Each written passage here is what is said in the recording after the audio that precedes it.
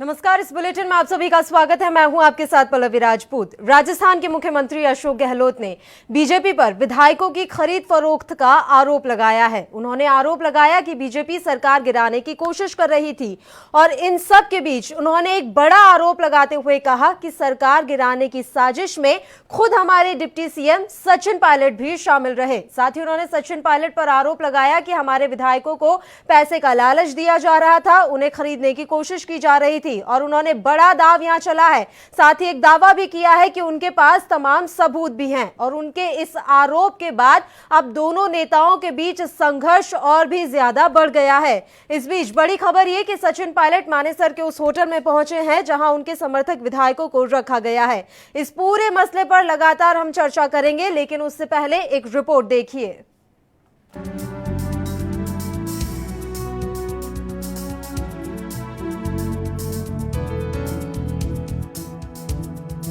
सचिन बगावत का विमान उड़ाते हुए सियासत के गगनचुंबी उड़ान पर है।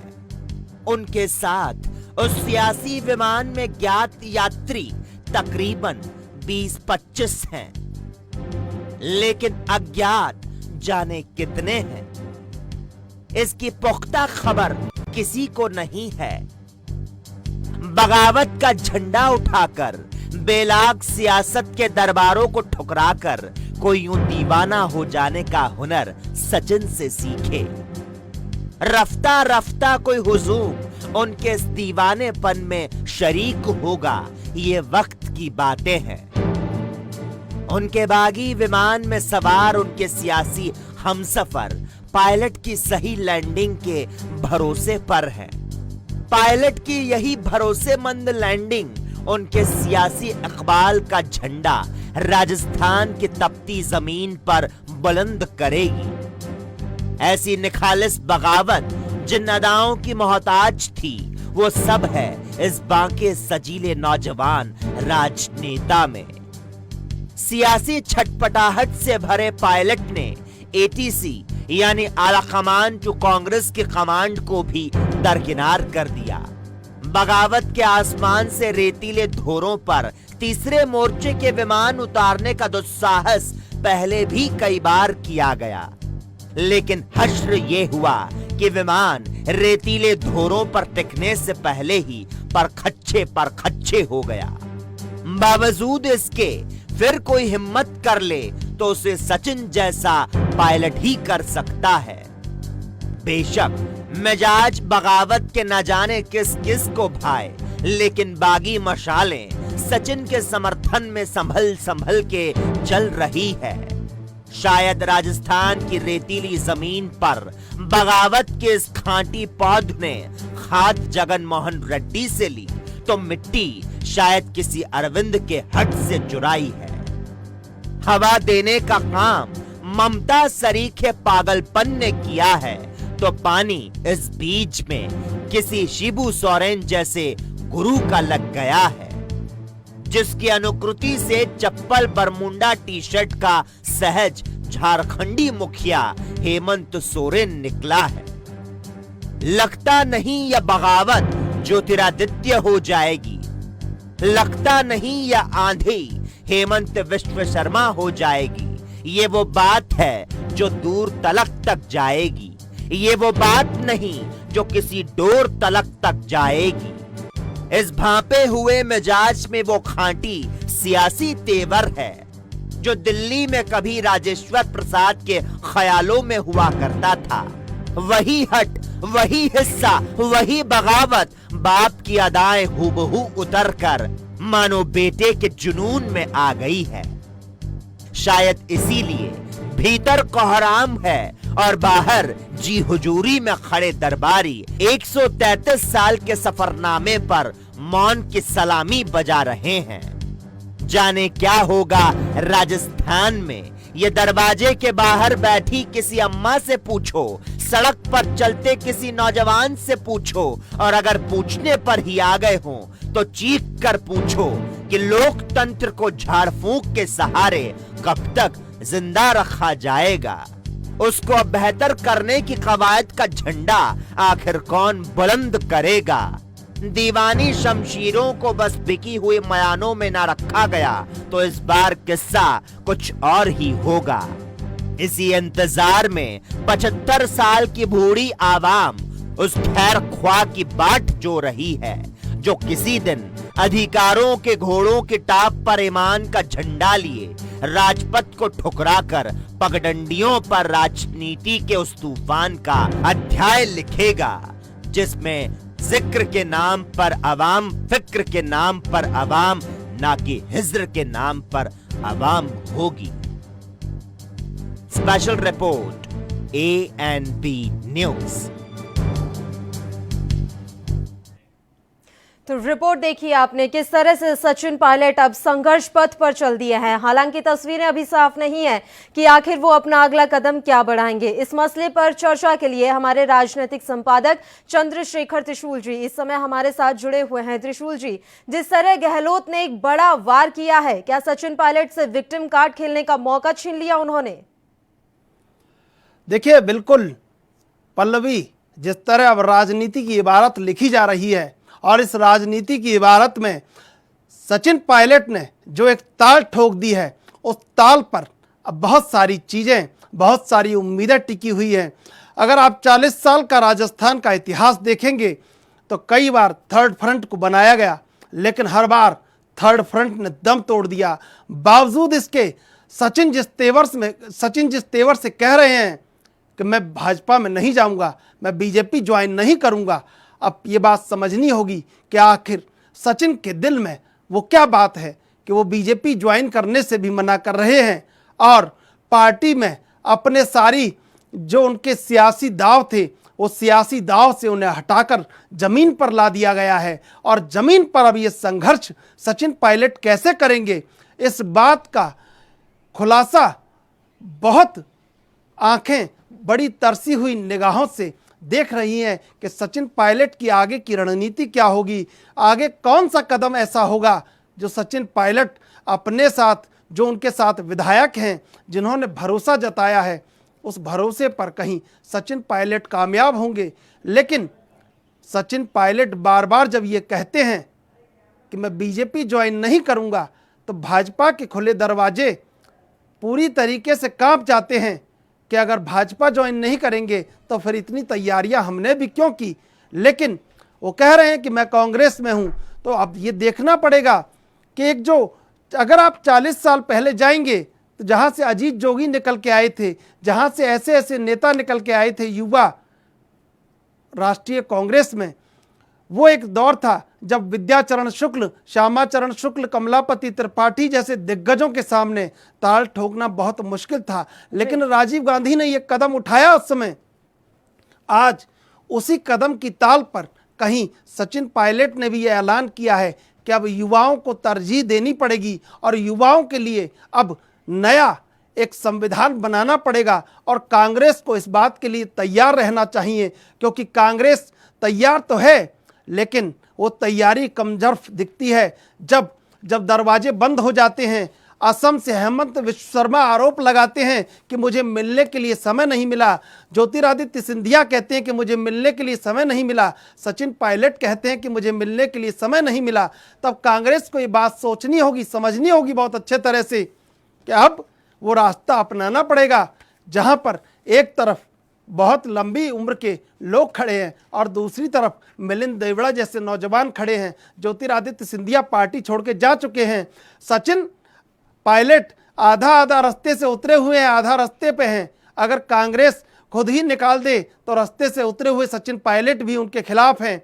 जितेंद्र प्रसाद ने कहा है कि मेरे अच्छे दोस्त हैं, तो जितेंद्र प्रसाद भी खिलाफत कर रहे हैं कांग्रेस की, और खिलाफत प्रिया दत्त ने मुंबई से भी की है। उन्होंने भी कह दिया है कि सचिन को रोका जाए। और कपिल सिब्बल ने, जो कि बिल्कुल मध्य के नेता हैं, उन्होंने भी कह दिया है कि सचिन को रोका जाए।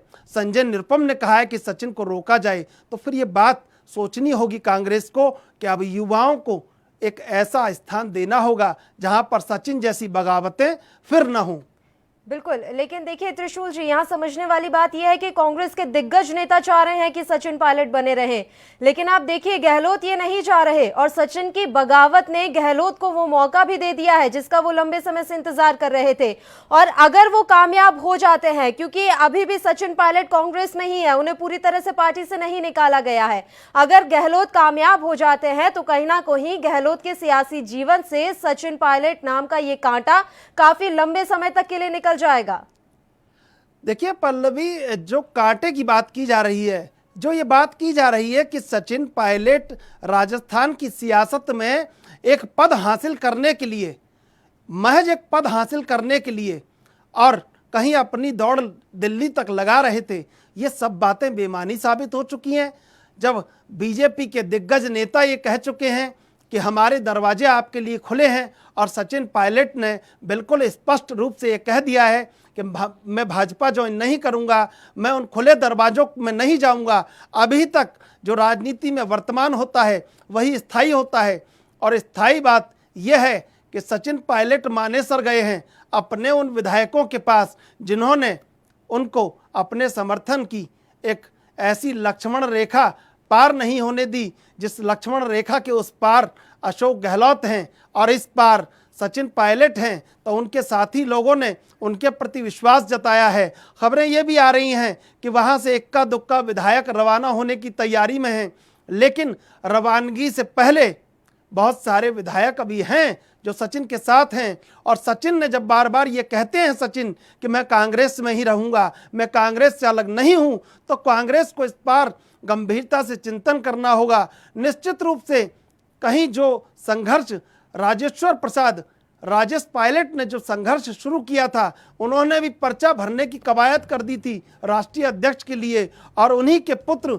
जब ये ताल ठोकते हैं कि मैं कांग्रेस में हूँ, बीजेपी ज्वाइन नहीं करूँगा, और युवाओं के हक की बात करते हैं, प्रिया दत्त से लेकर मिलिंद देवड़ा और मिलिंद देवड़ा से लेकर संजय निरुपम और तमाम लोग, जितिन प्रसाद, जब उनके हक की बात कर रहे हैं, तो कांग्रेस को अब समझना होगा कि एक व्यापक परिवर्तन उस एजेंडे में लाना होगा, जहां पर युवा जो एक सेकंड लाइन तैयार हुई थी कांग्रेस में, और उस सेकंड लाइन को कहीं अगर सेटल करते तो उत्तर भारत में, और उत्तर भारत ही क्यों, नॉर्थ ईस्ट से लेकर पूरे उत्तर भारत में एक नया नक्शा बन सकता था।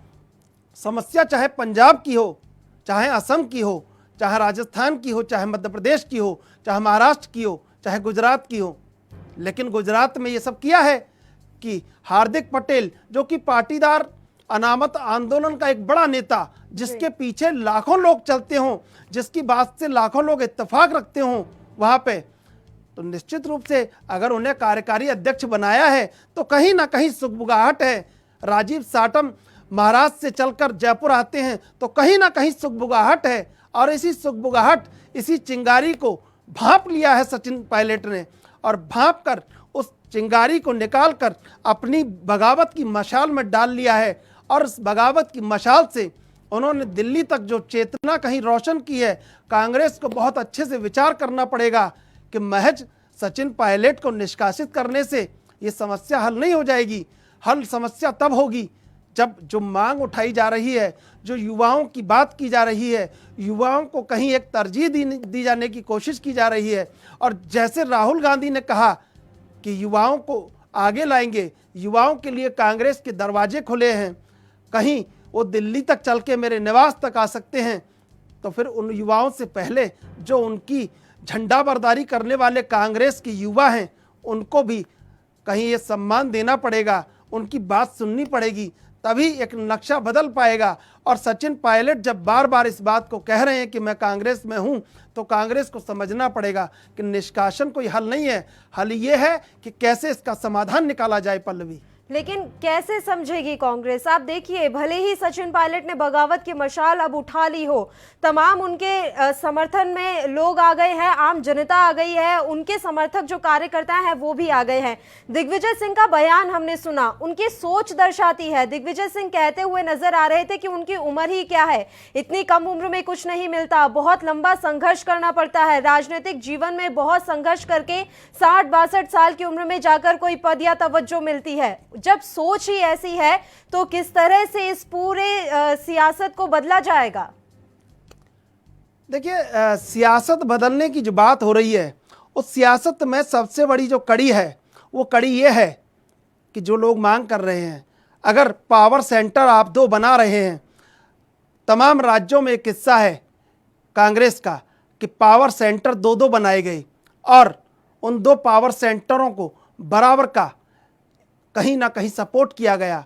तो अब उन पावर सेंटर का कहीं मूल्यांकन करना पड़ेगा कांग्रेस को, और कांग्रेस को ये देखना पड़ेगा कि उसमें कैसे एक पावर सेंटर बनाया जाए या एक नेता बनाकर कैसे एक समन्वय बिठाया जाए, क्योंकि राजस्थान में जिस तरह की बगावत हुई है ये कांग्रेस के लिए कहीं आंतरिक रूप से भी समीक्षा का बहुत बड़ा प्रश्न है, जिसको कांग्रेस को समय रहते हल करना पड़ेगा। क्योंकि ये जो बगावत हो रही है और जिस तरह से इसमें अब कहीं सचिन पायलट के संग पूरे भारतवर्ष से कहीं एक एक सुर मिलकर कहीं ट्वीट के रूप में कहीं उनके साथ आ रहा है, तो कांग्रेस को ये बात बहुत अच्छे से महसूस करनी होगी कि आखिर वो कौन लोग हैं। वो इनके ही तो लोग हैं, वो वही निष्ठावान लोग हैं जो कांग्रेस में जिनकी 3-3 4-4 पीढ़ियां हो गई हैं। वही लोग कह रहे हैं कि सचिन पायलट को रोका जाए, और सचिन पायलट को रोकने की बात अगर चल रही है तो अब कांग्रेस को इस बात को अच्छे से समझना होगा और कांग्रेस को ये एक नीति बनानी होगी कि जो युवा ब्रिगेड है, जो युवाओं की एक कतार है कांग्रेस के पास, उसको कैसे हमलावर करें। क्योंकि जिस तरह कांग्रेस सिमटती जा रही है, अब जो पुराने खांटी कांग्रेस के नेता हैं उनकी इतनी बस की बात नहीं है कि वो नया आंदोलन छेड़ दें। बहुत सारे चुनावों में जब हम देखते हैं, जाते हैं, 5-5 बार से जो एमपी रहे हैं उनसे क्या अपेक्षा कर सकते हैं कि 25 साल जो एमपी रहा हो, लोकसभा और राज्यसभा का सदस्य रहा हो, उससे कहे वो उससे सोच सकते हैं कि वो भागदौड़ कर सकता है। युवाओं की जब एक ब्रिगेड कांग्रेस के पास है तो उसको हमलावर होना चाहिए। और आज की तारीख में अगर कांग्रेस ने इस आक्रामक नीति को नहीं अपनाया तो ये आने वाले दिनों की बहुत बड़ी मुश्किल है जो कांग्रेस के सामने खड़ा होने वाली है। बिल्कुल। और इस समय त्रिशूल जी हमारे साथ, अमरचंद नाटिया जी वरिष्ठ पत्रकार भी फोन लाइन पर मौजूद हैं। इसके अलावा सुनील हमारे सहयोगी न्यूज रूम से लाइव हमारे साथ जुड़े हुए हैं। सुनील, मैं आऊंगी आपके पास। सबसे पहले अमरचंद जी, जिस तरह से राजस्थान की अभी सियासत देखने को मिल रही है, कहीं ना कहीं अशोक गहलोत कामयाब होते हुए नजर आ रहे हैं। वो लगातार चाह रहे थे कि सचिन पायलट को वो निकाल सके, उनसे प्रदेश अध्यक्ष का पद वो छीन सके, उप मुख्यमंत्री बनाने की चाह भी उनकी नहीं थी। अब वो अपने उन तमाम मंसूबों में कामयाब होते हुए नजर आ रहे हैं। जी, लेकिन ये कांग्रेस के लिए घातक है मैडम। गहलोत जी का आत्मघाती निर्णय है। हेलो जी सर, आपकी आवाज आ रही है, आप अपनी बात जारी रखिए। जी, कांग्रेस घातक है। कांग्रेस अपने युवा साथियों को दूर करती जा रही है। अगली पीढ़ी नहीं है। मद्रास सिंधिया निकल गए, ये पायलट निकल जाएंगे, ऐसी नई पीढ़ी निकलती जा रही है और पुरानी पीढ़ी जो है वो बेकार हो गई है। बिल्कुल, बहुत बहुत शुक्रिया अमरचंद जी तमाम चर्चा के लिए आप हमारे साथ जुड़े। सुनील, देखिए लगातार सचिन पायलट कह रहे हैं कि मैं कांग्रेसी हूं। बार बार इसी बात पर जोर देना कहीं ना कहीं ये दर्शा रहा है कि वो ये बात कहना चाहते हैं कि बीजेपी में शामिल होने की जो ये अटकलें हैं वो सिर्फ एक कोशिश है कि सचिन पायलट गांधी परिवार से दूर हो जाएं।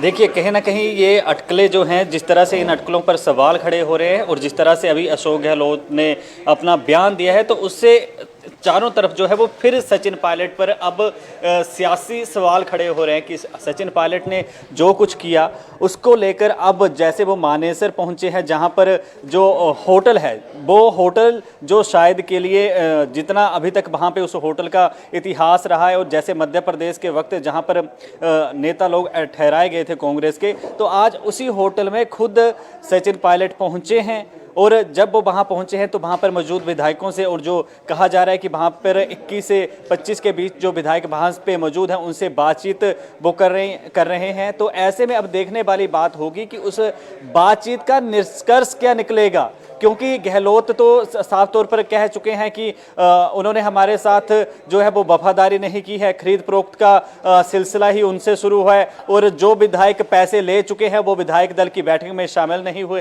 तो इस तरीके से ये जो तमाम चीजें एक अगर सूत्र में इनको पिरोकर देखा जाए तो ये कहीं ना कहीं अब बीजेपी के लिए भी कई सवाल खड़े हो चुके हैं। इसके बीच जितने मतलब अब बीजेपी जो है पूरी इस पर नजर बनाए हुए है, क्योंकि अब भाजपा पर को भी कहीं ना कहीं संदेह सचिन पायलट पे हो रहा है, क्योंकि जिस तरीके से पहले अटकलें थी कि भाजपा में आएंगे, अब उन्होंने साफ तौर पर जिस तरीके से मना किया है, तो ऐसे में अब भाजपा की जो वहां पर जितने विधायक है या जो उनकी साख है उस पर भी अब आंच आने की संभावना पैदा हो गई है, क्योंकि इस तरीके की खबरें आ रही हैं अब तक कि कुछ एक जो अच्छे विधायक जो सचिन पायलट को किरदार को और उनकी नेता रूपी जीवन शैली को अच्छा समझते हैं, तो कुछ भाजपा के विधायक जो है वो उनके साथ भी आ सकते हैं। और ऐसे में जो है वो तीसरा फ्रंट जो है वो राजस्थान में इस वक्त खड़ा हो सकता है। अगर तीसरा फ्रंट खड़ा हो सकता है तो इससे हानि जो है वो कांग्रेस को भी हो सकती है और भाजपा को भी हो सकती है। और 30 विधायक जो सचिन पायलट के समर्थक में बताए जाते हैं, तो अगर बहुमत साबित करने के लिए या दोबारा से उपचुनाव हो जाते हैं तो ऐसी स्थिति में कांग्रेस का जो बहुमत है वो बन रहा हुआ है, सरकार गिरने की वहां पर स्थिति जो है वो नहीं बनती है। लेकिन अगर भाजपा के साथ सचिन पायलट अपने विधायकों को लेकर गठबंधन कर लेते हैं फिर वहां पर स्थिति पैदा हो जाती है। लेकिन अब सबसे बड़ी बात यही है कि सचिन पायलट जो है वो कौन सा जो सच जिसको कहते हैं कि सच कभी छुपता नहीं है, सच सबके सामने आएगा, जिस तरीके से उन्होंने कल ट्वीट किया था, तो वो सच कौन सा है जिसके लिए वो परेशान हो गए हैं और बात कहते हैं कि जनता के लिए हम जो भी कर रहे हैं वो जनता के लिए कर रहे हैं। तो ऐसा कौन सा सच है कांग्रेस का, वो कौन सा ऐसा सच अपने जहन में लिए घूम रहे हैं, या प्रदेश में अब तक जो सरकारें रही हैं ऐसी कौन सी बात है जो जनता के हक के लिए सचिन पायलट और उनके जो 30 समर्थन में विधायक हैं वो ऐसे उनके साथ मानेसर में बैठे हुए हैं जहां पर चर्चा चल रही है। तो उनके ट्वीट जिस तरह से आया था तो उससे यही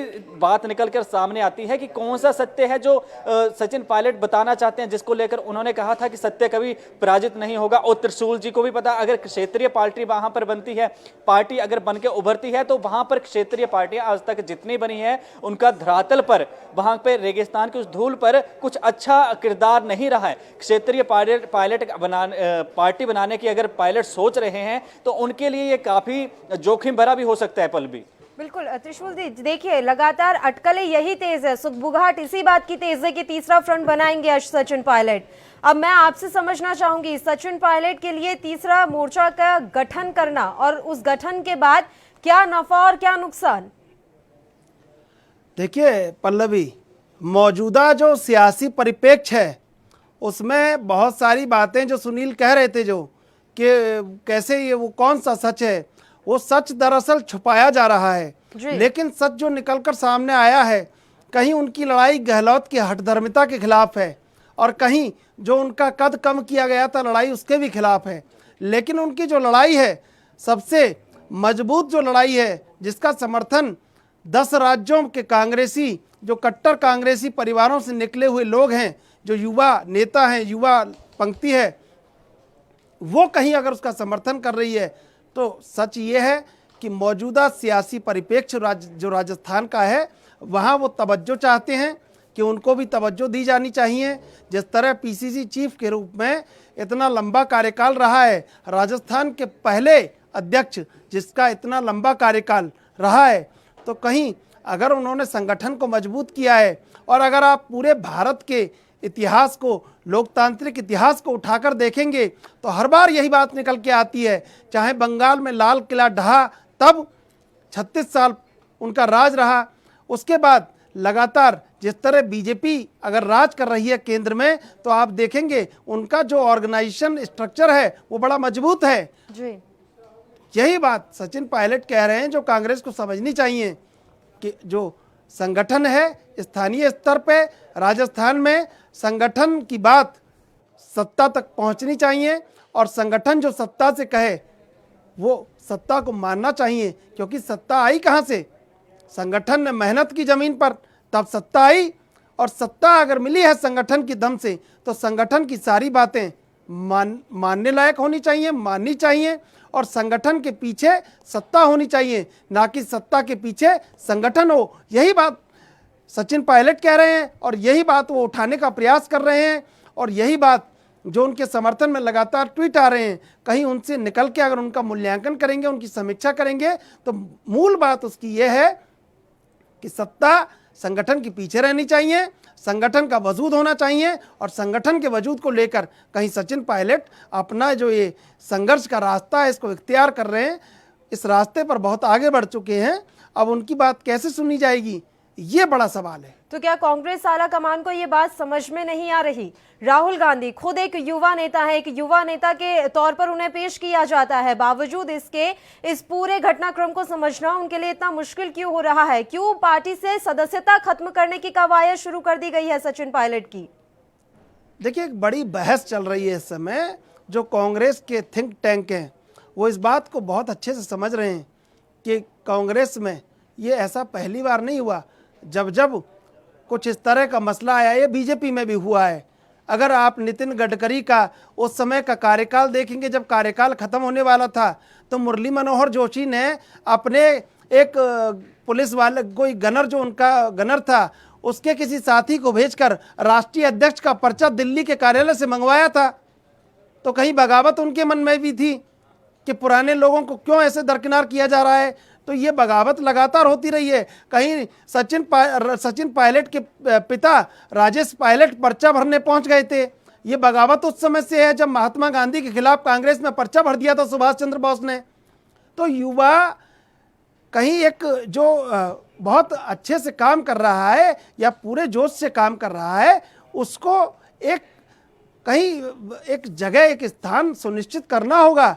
अगर वो सुनिश्चित नहीं होगा, वो संघर्ष ही करता रहेगा लंबा, तो फिर आगे आने वाले समय में कार्यकर्ताओं की फौज कैसे खड़ी होगी? तो वो कार्यकर्ताओं की फौज से लेके, संगठन के विस्तार से लेके, संगठन को मजबूत करने की जो बात की जा रही है, वही सचिन पायलट कर रहे हैं। और ये बात कांग्रेस के आला कमान से लेके कांग्रेस का जो शीर्ष, जो एक नेतृत्व है, उसको समझनी चाहिए सारी बातें। और इसी विषय को लेके हमने आज का ये मुद्दा उठाया है। बिल्कुल, लगातार इस मुद्दे को हम उठा रहे हैं। पल पल की अपडेट एएनबी न्यूज़ लगातार अपने दर्शकों तक पहुंचा रहा है। सुनील, अब यहां पर बड़ी बात यह है कि कांग्रेस पार्टी में बने रहने का क्या विकल्प है सचिन पायलट के पास? क्योंकि वो लगातार ये बात तो कह रहे हैं कि मैं कांग्रेसी हूं, मैं बीजेपी में शामिल नहीं होने जा रहा हूं, लेकिन कांग्रेस में बने रहने का कोई विकल्प बचा है उनके पास? इतनी जिल्लत, लगातार अशोक गहलोत उन पर निशाना साध रहे हैं। हम देख पा रहे हैं कि आज उन्होंने कितने बड़े आरोप लगाए। देखिए, यहाँ पर पल्लवी सीधी सी बात है कि पहले हटाया फिर बुलाया वाली स्थिति होगी। और जैसे अशोक गहलोत के बयान आए हैं, एक तरफ एक मत कांग्रेस दिखती नहीं है। अविनाश पांडे कह रहे हैं कि पार्टी में उनके लिए दरवाजे खुले हैं। अशोक गहलोत उन पर जिस तरीके से इल्जाम लगा रहे हैं कि, और जैसे रहमो करम कल रणदीप सुरजेवाला ने गिनवाया कि उनको क्या से कहां तक हम लोगों ने पहुंचाया, राजनीति में सब कुछ तो दिया। रणदीप सुरजेवाला ने कहा, अशोक गहलोत ने उन पर इल्जाम लगाए। और इसी बीच हमारे पास जो खबर आ रही है कि राहुल गांधी ने एनएसयूआई के कार्यकर्ताओं से आज जब बात करते हुए कहा है कि जिसे पार्टी छोड़कर जाना है वो जाएगा ही, उसे रोका नहीं जा सकता। और ऐसे लोगों से जो पार्टी छोड़कर जाते हैं उनसे डरने की जरूरत नहीं है।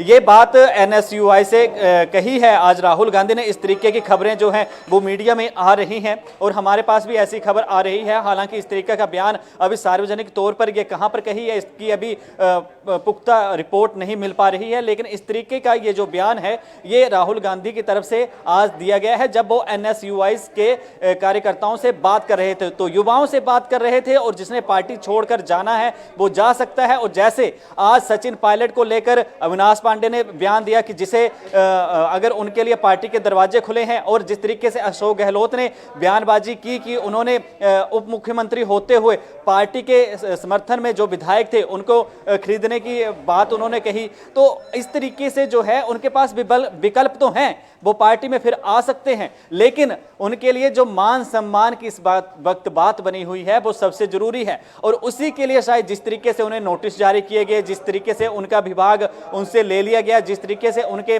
जो ऑफिस था वहां से पहले पोस्टर उतारे गए फिर लगवाए गए, तो पोस्टर लगाने की एक और बात भी निकल कर सामने आई है कि जो पोस्टर उतारे गए थे उसमें सचिन पायलट के साथ राहुल गांधी की और अशोक गहलोत की फोटो भी थी। तो शायद इस वजह से वो पोस्टर दोबारा लगाए गए थे, क्योंकि सचिन पायलट के साथ जिस तरीके से वो पोस्टर उतारे गए और ऊपर से जिस तरीके से फेंके गए, जो तस्वीरें हम लोगों ने अपने दर्शकों को भी दिखाई थी, तो कहीं ना कहीं उसमें राहुल गांधी और अशोक गहलोत की जो तस्वीरें लगी हुई थी, तो उसको लेकर शायद वो स्टेप उठाया गया था। जिसके बाद उनका जो सचिव विधानसभा में जो उनको कमरा दिया गया था, वहां से उनके पोस्टर हटाए गए, उनसे जो अध्यक्ष पद था वो ले लिया गया, जो तमाम कार्रवाई उनके ऊपर हुई। और जैसे अब वो टोंक से विधायक है तो एक नोटिस जारी करवाया गया है सचिन पायलट को, और जो उनके समर्थन विधायक हैं 19 की स्पीकर की ओर से जो है वो वहां पर नोटिस भेजा गया है। और नोटिस भी जहां तक खबरें आई हैं कि व्हाट्सएप से भेजा गया है। तो यहां पर अब वापस आने का तो उनके पास विकल्प है।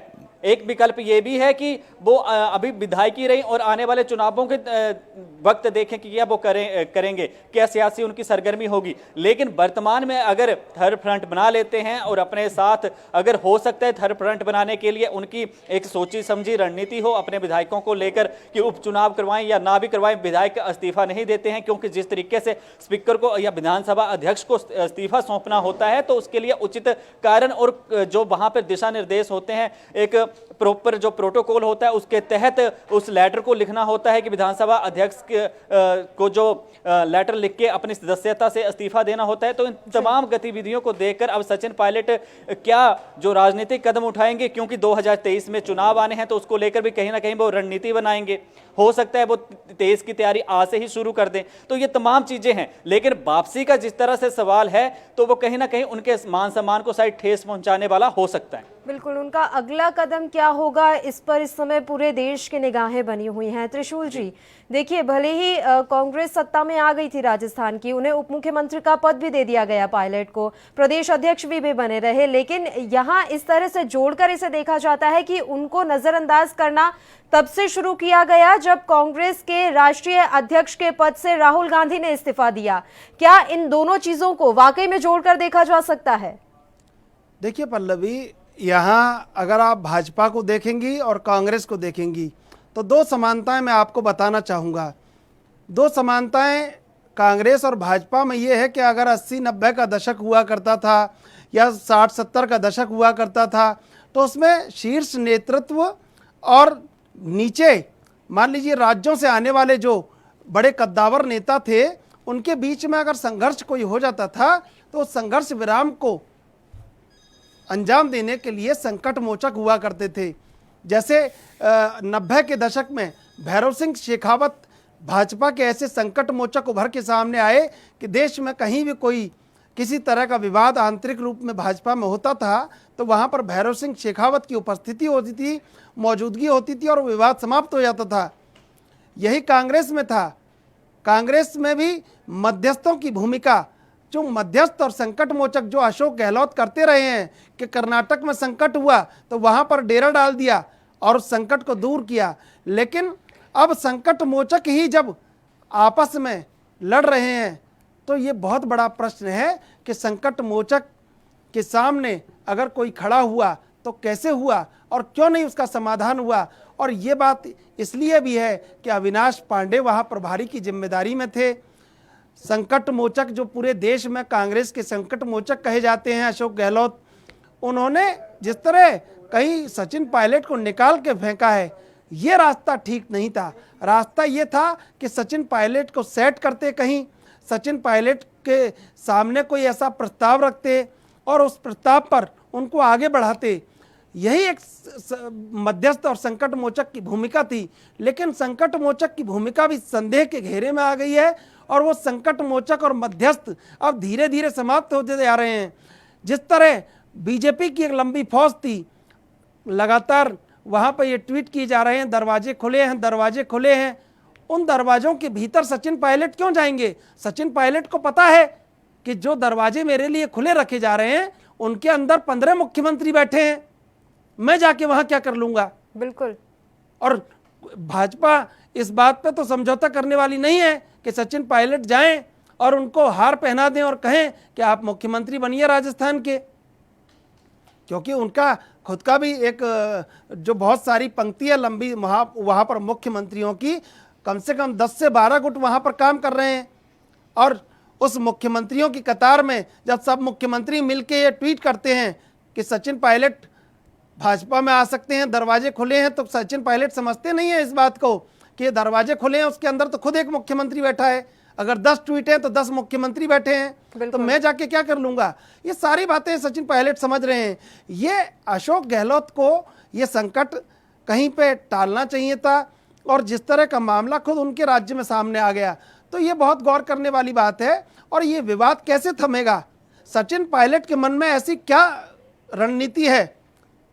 अगर कांग्रेस उनको निकालने से देर कर रही है, कांग्रेस उनकी सदस्यता समाप्त करने से देर कर रही है, कांग्रेस में कहीं आवाज उठ रही है कि सचिन पायलट को वापस लिया जाए।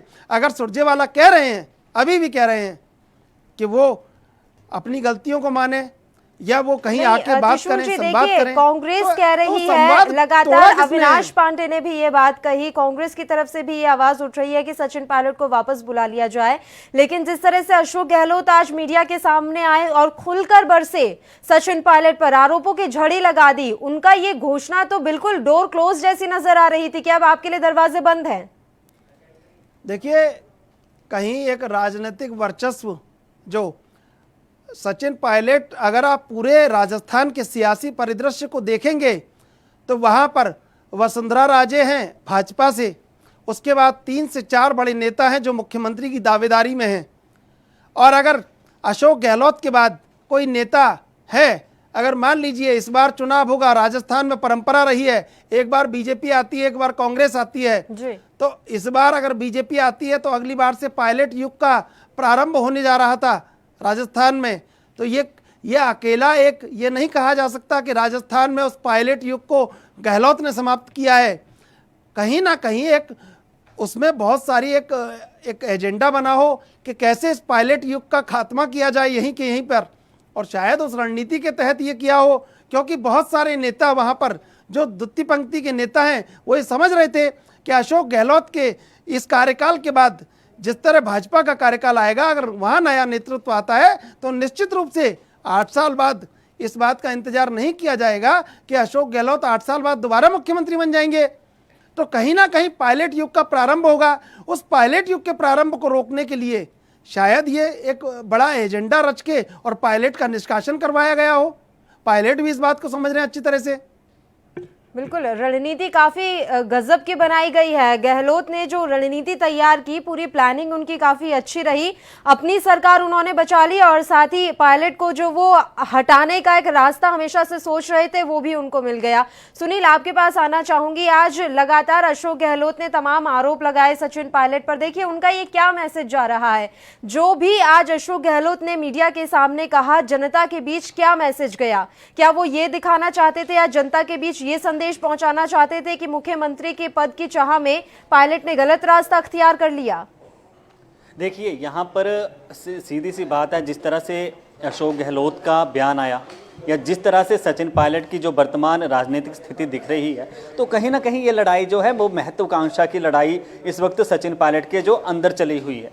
जो उनके लिए जरूरी चीज़ें थी, जो पद उनको चाहिए थे, या अपने पद की जिम्मेवारी या उसके लोभ के चक्कर में जो उन्होंने राजनीतिक तौर पर जो कदम उठाए, उससे शायद उन्हें ये सोचा ना था जो उनको हानि होगी। उन्होंने सोचा था कि हाँ, अगर मैं इस तरह का कड़ा रुख उठाऊंगा, या शायद जिस तरह तरीके से कांग्रेस जो है आज इल्ज़ाम लगा रही है, जिस तरीके से मैंने पहले भी कहा कि यहाँ पर कांग्रेस जो है वो बयानबाजी में एक मत से भी नहीं दिख रही। जो अविनाश पांडे हैं वो कहते हैं उनके लिए पार्टी के दरवाजे खुले हैं, और वहाँ पर उनसे धोखाधड़ी के आरोप जो हैं वो सीएम गहलोत लगा रहे हैं। ऐसे में इन नेताओं के ही बयान जब एक तरीके से नहीं दिख रहे, तो इसमें कहीं ना कहीं जब आपसी फूट इनकी जो एक तरीके से निकलकर अभी सामने आई है जो सचिन पायलट और अशोक गहलोत की, तो सीधी सी बात है, इसमें भाजपा जो है वो फायदा उठाने की पूरी इसमें लालसा में है। और सीधी सी बात है, भाजपा नेता अक्सर कहते भी हैं कि कांग्रेस सरकार 4 दिन की रह गई है और इसके दिन कम है, वहाँ पर हमारी सरकार की वो इच्छा जाहिर कर रहे हैं अंदर मन ही मन, और जिस तरीके से बैठकों का दौर जारी है और जिस तरीके से अभी हमारे जो सहयोगी हैं त्रिशूल जी, उन्होंने भी बताया कि जिस तरीके से वसुंधरा राजे अभी तक सामने बैठकों में नहीं दिखी हैं, क्योंकि सीएम के उम्मीदवार भी वहां पर भाजपा के 3 से 4 बड़े नेता हैं, तो ये अंतरकला जो है वो कांग्रेस में नहीं भाजपा में भी चली हुई है। लेकिन आपका सवाल जो है कि जिस तरीके से अशोक गहलोत का बयान जो आया, तो इस बयान के बाद जहां पर एक मत नेता ही नहीं है, तो उनके जो बाकी समर्थक हैं, जिस तरीके से उन्होंने अपना शक्ति प्रदर्शन किया, जिस तरीके से नेताओं ने वहां पर हाथ उठाए, तो अब मानेसर पर जो जिस होटल में वो रुके हुए हैं, जो विधायकों की बात कही जाती है कि उनको वहां पर रखा गया है, तो वो सारी चीजें इनको एक अगर जोड़कर देखा जाए तो स्थिति अभी कुछ भी स्पष्ट नहीं हो रही। और जो कांग्रेस का मुद्दा है, जो अंतरकला का इनका मसला है, उसका सीधी सी बात है कि इस पर इस वक्त जो है वो भाजपा पूरा उसका लाभ उठाना चाहती है। बिल्कुल त्रिशूल जी, देखिए अभी पायलट ने ये भी बयान दिया है कि बीजेपी में शामिल होने की जो ये अटकलें लगाई जा रही हैं, ये सीधे तौर पर मेरी छवि खराब करने की कोशिश की जा रही है कांग्रेस हाईकमान को लेकर। तो इस बयान को किस तरह से देखा जाए? क्या सचिन पायलट के नरम पड़ते तेवरों के तौर पर देखा जाए? क्या वो ये चाह रहे हैं कि राजस्थान कांग्रेस ने तो सख्त कदम उठा लिए, तो अब मैं कांग्रेस हाईकमान से मिलकर कोई रास्ता निकाल सकूं? देखिए पल्लवी, अगर सचिन पायलट कांग्रेस में लौटते हैं तो ये बात बहुत गौरतलब है। और वो गौरतलब इसलिए है क्योंकि जो आवाज़ उन्होंने उठानी थी, उस आवाज़ को उन्होंने पुरजोर तरीके से उठाया है। इसमें उनकी कोई इज्जत या बेइज्जती का मसला नहीं है। अगर उन्होंने आवाज़ उठा के उनकी कांग्रेस में वापसी होती है तो उन्हें उस युवा नायक की तरह देखा जाएगा जिसने अपनी बात कहने की पुरजोर ताकत कांग्रेस में दिखाई और कांग्रेस की युवा पंक्ति के लिए एक संदेश छोड़ा है कि मैं आवाज़ उठा सकता हूं, मैं संघर्ष कर सकता हूं। संघर्ष का रास्ता क्या हुआ ये नहीं पता, ये इसका मूल्यांकन करना होगा। अब सबसे बड़ा ये है कि उनका फैसला क्या है, उनकी रणनीति क्या है। जब तक उनकी रणनीति स्पष्ट नहीं हो जाती, अगर वो कल को बीजेपी में चले जाते हैं तो फिर नए तरीके से सारे कयास लगाए जाएंगे। लेकिन जो अभी राजनीति में जिस तरह वर्तमान स्थायी होता है, उन्होंने कहा है कि मैं कांग्रेस में रहूंगा, मैं कांग्रेस में हूं और मैं बीजेपी ज्वाइन नहीं करूंगा। लौट रही हूं तो आपके फिर ये पास, इस समझना होगा। खास मुद्दे पर हमारी चर्चा लगातार यूं ही जारी रहेगी। तुरंत लौट रही हूं आपके पास। फिलहाल यहाँ एक छोटे से ब्रेक के लिए हम रुक रहे हैं, फौरन हाजिर होंगे।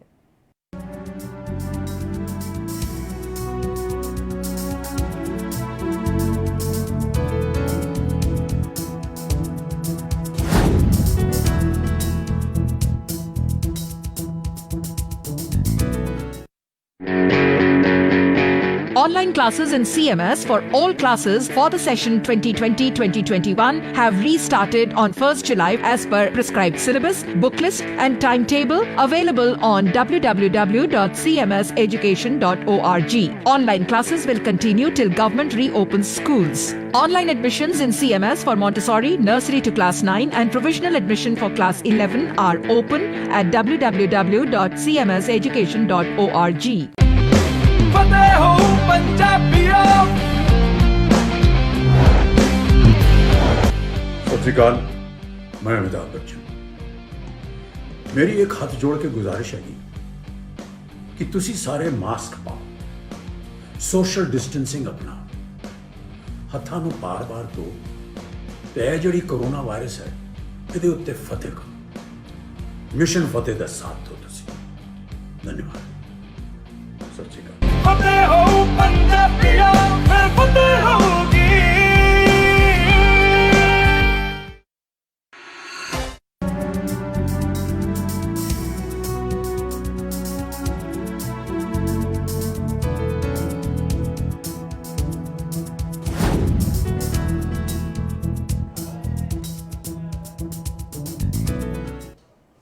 ब्रेक के बाद एक बार फिर से आप सभी का स्वागत है। त्रिशूल जी, हम ब्रेक पर जाने से पहले बात कर रहे थे कि पायलट अब राजनीति के तिराहे पर आकर खड़े हो गए हैं। 3 विकल्प उनके सामने साफ तौर पर नजर आ रहे हैं। ऐसे में मैं अब आपसे ये समझना चाहूंगी कि बीजेपी में एंट्री का जो विकल्प है, उस विकल्प को चुनने की कितनी संभावनाएं नजर आ रही है पायलट की तरफ से? देखिए पल्लवी, मैंने आपको पहले भी कहा और पायलट इस बात को समझ रहे हैं। जहाँ जहाँ से ट्वीट आ रहे हैं, जो लोग बीजेपी के नेता, जो कद्दावर नेता हैं, जो केंद्र से लेकर राजस्थान में राजनीति करते हैं, भाजपा के कद्दावर चेहरे हैं, जो ये कह रहे हैं कि दरवाजे खुले हैं, उस हर एक दरवाजे के अंदर मुख्यमंत्री बैठा है।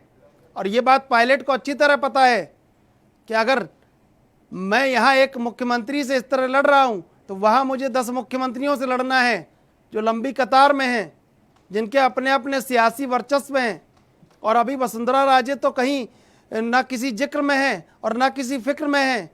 हालांकि ये कहा जा रहा था कि दिल्ली से कोई टेलीफोन उनके पास कहीं उनका संवाद हुआ है और उनको जाने के लिए कहा गया है। लेकिन जिस तरह कटारिया जी कह रहे थे कि वो आ रही हैं लेकिन अब कल आएंगी, तो अभी ये पता नहीं है, ये भी नहीं कहा जा सकता। सबसे बड़ा कद्दावर चेहरा तो खुद वसुंधरा राजे हैं इस समय, अगर भाजपा की पूरी पंक्ति को उठा के देखा जाए। और जिस तरह सोहन चौधरी बीजेपी से अपना पक्ष रखने के लिए मौजूद है, हमारे साथ फोन लाइन पर जुड़े हुए हैं। सोहन जी, किस तरह से आप देख रहे हैं राजस्थान में जो भी सियासी घटनाक्रम इस समय घट रहा है, बीजेपी कहां स्टैंड कर रही है उसमें? ऐसा है मैडम कि हम तो शुरू से ही कह रहे हैं कि ये जो है जो घटनाक्रम चल रहा है इसके अंदर भाजपा का कोई लेना देना नहीं है। ये तो सचिन पायलट खुद कह रहे हैं कि जो जिस वादे के साथ में ये सरकार सत्ता में आई, ऋण माफी का हो चाहे और इन्होंने जो बड़े बड़े वादे किए हो बेरोजगारों को भत्ता देने का, वो कह रहे हैं कि इस पे सरकार खरी नहीं उतर रही। तो मेरी लड़ाई मुख्यमंत्री अशोक गहलोत से ये है, इसमें भाजपा का तो कोई बात ही नहीं। मुख्यमंत्री अशोक गहलोत आज मीडिया के सामने आए और फिर तमाम आरोप लगाकर चले गए। विधायकों की खरीद फरोख्त की कोशिश की गई, उनके पास सबूत हैं, ऐसा कहा है उन्होंने। नहीं, वो तो जब से आया सत्ता में यही कह रहा है कि मेरे को भाजपा काम नहीं करने दे रही है, मेरे को ये नहीं कर रहे, मेरे को केंद्र से पैसा नहीं मिल रहा है। वो तो हर बार इल्जाम भाजपा पे लगाते, लेकिन कमी तो उन्हीं के अंदर है ना। उसी के परिणति है कि आज सचिन पायलट और जो इनके 17-18 एमएलए मंत्री हैं, अच्छे लेवल के कदावर नेता हैं, भवनलाल जी जैसे हैं, चाहे हिमाराम जी जैसे 8 बार एमएलए रहे, उनको पता है कि सरकार काम नहीं कर रही है। हम जनता के बीच किस मुंह लेके जाएं जनता के सामने, क्या बोले? और बीजेपी ने जो आज बैठक की, उस बैठक का मकसद जान सकती हूँ सर? नहीं, बीजेपी की तो हमारी रूटीन बैठक होती रहती है ना एक्चुअली। वो इसको लेके ये रूटीन बैठक कितने दिनों बाद हुई है आज? नहीं, बैठक जब भी हमारे पार्टी में कोई विशेष बात होती, मुद्दा होता है और संगठन की बैठक हमारे चलती रहती है एक्चुअली। वो तो इसमें इस मुद्दे को वसुंधरा राजे इस बैठक में शामिल नहीं थी। वसुंधरा राजे इस बैठक में वसुंधरा राजे शामिल थी या नहीं? नहीं, अभी मैं जोधपुर में हूँ, मुझे एक्चुअली इसका एग्जैक्ट आइडिया नहीं है एक्चुअली। सर, आप जुड़े हैं हमारे साथ, आप भी जानते होंगे कि कोई ना कोई सवाल पूछा जाएगा बीजेपी को लेकर। तो ये जो बैठक हुई थी, इस बैठक के बारे में मैं आपसे जानकारी चाहती हूं। जब सियासी घटनाक्रम पल पल बदल रहा है, उस बीच भारतीय जनता पार्टी की एक अहम बैठक होती है, तो कोई ना कोई उद्देश्य तो रहा होगा इस बैठक का? नहीं, बैठक का उद्देश्य जरूर कुछ रहा होगा, लेकिन वो इस समय मैं आपको उसकी जानकारी देने में असमर्थ हूँ। ठीक है, बहुत बहुत शुक्रिया सोहन जी, आप तमाम चर्चा के लिए हमारे साथ जुड़े। त्रिशूल जी, भले ही देखिए तमाम आरोप लगते रहे हो बीजेपी पर, लेकिन हमेशा बीजेपी ये कहकर बच जाती है कि ये उनके पार्टी का आंतरिक मसला है। और जिस तरह से आज बैठक की गई, बैठक में रणनीति भी बनाई गई होगी कि किस तरह से अभी भी इस मौके को भुनाया जा सके। हालांकि बीजेपी ये मौका भुनाने में कहीं ना कहीं असफल साबित होती दिख रही है। सचिन पायलट को मनाने के लिए और क्या कुछ कोशिशें अभी भी बीजेपी की तरफ से जारी रह सकती हैं? देखिए पल्लवी, सबसे बड़ी बात, जिस फ्लोर टेस्ट का दावा आज से 3 दिन पहले बीजेपी बड़ा ताल ठोक के कर रही थी, उसी फ्लोर टेस्ट के दावे से पीछे हटती नजर आ रही है। अशोक गहलोत ने 3 दिन पहले जो पीसी की थी उसमें एक बात कही थी कि इतने सारे गुट काम कर रहे हैं लेकिन एक कार्यकारिणी नहीं बन पाई। इतने सतीश पूनिया जो कि प्रदेश अध्यक्ष बनाया गया है, तो कहीं ना कहीं आंतरिक जो एक दबाव है वो भी कहीं खुल के नजर आया और उस पर भी आरोप लगाए। तो कहीं बीजेपी कैसे रणनीति बनाए, हर जगह वहाँ मुख्यमंत्री बैठा है और मुख्यमंत्री का दावेदार बैठा है। अब बीजेपी आंतरिक बैठक करके सिर्फ यही कर रही है कि फ्लोर टेस्ट पे क्या किया जाए, क्योंकि फ्लोर टेस्ट गले की फांस बन गया है बीजेपी के लिए। 109 विधायक से 122 विधायक पहुंचा दिए उन्होंने। अब 122 विधायकों से कैसे, कहां लड़ा जाएगा? बहुमत के लिए 103 102 विधायक चाहिए। 2 दिन पहले तक तो किया जा रहा था बीजेपी की तरफ से फ्लोर टेस्ट का, अचानक से गुलाब चंद कटारिया ये बयान देते हैं कि जब हमें जरूरत महसूस होगी तब हम फ्लोर टेस्ट की बात कहेंगे, तब हम फ्लोर टेस्ट की मांग करेंगे। वाकई में बीजेपी खुद अभी इस समय अंतर्कलह से जूझ रही है, एकमत अभी बीजेपी भी नजर नहीं आ रही है। फाइनल कमेंट त्रिशूल जी आपसे मैं चाहूंगी। देखिए, संघर्ष पथ पर निकल पड़े हैं सचिन पायलट और उन्होंने कल ट्वीट भी किया था, सत्य परेशान हो सकता है लेकिन पराजित नहीं। संघर्ष पथ पर अभी और उन्हें कितनी परेशानियां झेलनी होंगी? देखिए, निश्चित रूप से कहीं उन्होंने अपना जो डिटरमाइंड एक वो है पॉलिसी को लेके, जो सत्य को लेके और जो राम राम सा अगर देखेंगे, राम राम सा उनके पिताजी कहा करते थे और उनकी इसी अदा से पूरा जनाधार, अगर बहुत बड़ा एक जनाधार उनका था तो उनकी एक राम राम सा करने की अदा थी, उसी पर पूरा जनाधार उनके साथ जुड़ता था। तो उन्होंने कहीं कहा है कि जिस परंपरा को राम सा के जरिए उन्होंने शुरू किया था, उसी परंपरा को मैं आगे बढ़ा रहा हूँ। और आगे बढ़ाने के दौरान अगर संघर्ष पथ पर कांटे हैं तो उन कांटों पर चलने के लिए सचिन पायलट तैयारी में है। और सचिन पायलट ने कहा कि सत्य परेशान हो सकता है, पराजित नहीं हो सकता। तो आंतरिक विश्लेषण को लेकर कहा है कि उनकी रणनीति यह है कि कांग्रेस में इस बात को पुरजोर तरीके से उठा के वो रहे हैं। अब क्या अंजाम होता है और अंजाम का हश्र क्या होता है, इस बात पर सारा जो एक आधार है वो टिका हुआ है, सारी बातें टिकी हुई हैं। ये फैसला भी जल्दी आएगा कि सचिन की कैसे वापसी होती है। और जिस तरह वो कहते रहे कि मैं बीजेपी ज्वाइन नहीं करूंगा, तो कांग्रेस में आंतरिक मंथन भी शुरू है कि क्या किया जाए अब। बिल्कुल, बहुत बहुत शुक्रिया त्रिशूल जी तमाम चर्चा के लिए आप हमारे साथ जुड़े। सुनील, आपका भी बहुत बहुत धन्यवाद, तमाम अहम जानकारी आपने हमारे दर्शकों तक पहुंचाई। तो देखिए, सचिन पायलट इस समय राजनीति के तिराहे पर खड़े हैं। उनके सामने 3 विकल्प है, या तो वे वापस कांग्रेस ज्वाइन कर लें, अभी भी वे कांग्रेस पार्टी में ही है लेकिन वापस से वे कांग्रेस के साथ मिलकर काम करें, पहला विकल्प उनके पास ये है, या फिर वो बीजेपी में भी एंट्री कर सकते हैं, इस तरह की भी अटकलें हैं। और तीसरा विकल्प कि वो एक नए तीसरे मोर्चे का गठन करना शुरू कर दें। तो 3 विकल्प उनके सामने इस समय है। अब ये तो खैर आने वाला समय ही बताएगा और ये देखने वाली बात होगी कि सचिन पायलट की तरफ से किस विकल्प को चुना जाता है। हालांकि एएनबी न्यूज अपना काम करता रहेगा, इस मुद्दे को जोर शोर से हम उठाते रहेंगे और पल पल की अपडेट एएनबी न्यूज आप तक पहुंचाता रहेगा कि आखिर राजस्थान के रण में चल क्या रहा है, कब कहां किस तरह से सियासत राजस्थान में करवट लेगी। तमाम पल पल की अपडेट एएनबी न्यूज आप तक पहुंचाने का काम करेगा और जो भी सच है उस सच के साथ एएनबी न्यूज हमेशा खड़ा रहेगा। इस बुलेटिन में फिलहाल के लिए इतना ही, मुझे दीजिए इजाजत। देश प्रदेश की तमाम ताजा और अहम खबरों के लिए आप देखते रहिए एएनबी न्यूज। नमस्कार।